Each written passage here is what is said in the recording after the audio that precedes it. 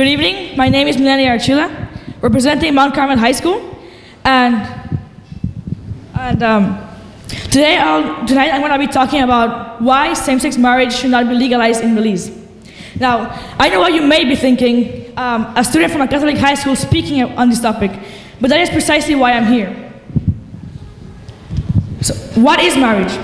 Marriage is, and has always been, as defined by Michael Jensen, a lifelong union between two persons who exemplify the biological duality of the human race with the openness to welcoming children into the world.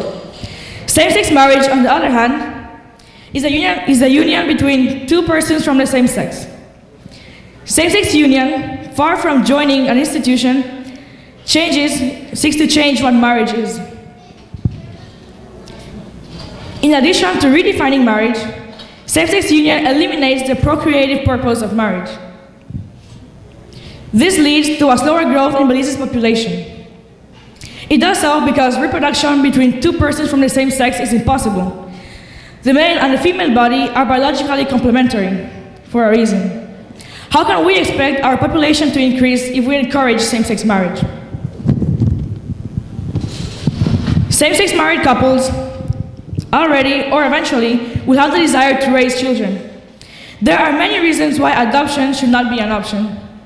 One of them being that growing up in a homosexual environment makes children prone to experiencing same-sex attraction.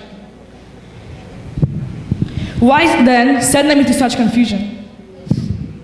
Not only that, but the legalization of same-sex marriage infringes on other people's rights, and in a big way to those people who pertain to our religious denomination. Statistics show that 15% of Belize's population is not religious, leaving the vast majority as religious. If legalized, whenever a religious person has something to say in opposition to same-sex marriage, he or she can be directly accused of discrimination. This is irrational, since the Constitution itself states the law of freedom of religion. Or don't tell me that this would also be removed, as was the removal of Section 53 from the Constitution. Section 53 stated the law that criminalized homosexuals for engaging in the sexual act. It was removed in 2016 through the campaign of the movement of the UNIBAM, which is the United Belize Advocacy Movement, led by Caleb Orozco. The LGBT community claims rights, primarily the right to marry. But what is next? They want to be treated the same way they feel. For instance, if they feel feminine, they want to be able to use the female restrooms. This sounds valid until we consider the possibility of social crime. A man who isn't homosexual can pretend to be just for the sake of entering the female restroom. How is this safe? Small steps may not seem like a big deal, but they will on the long run. I sincerely stand here today before you to tell you to open your eyes. We have to be open-minded about this. First, to the fact that this isn't merely a religious issue. It's also a people's issue.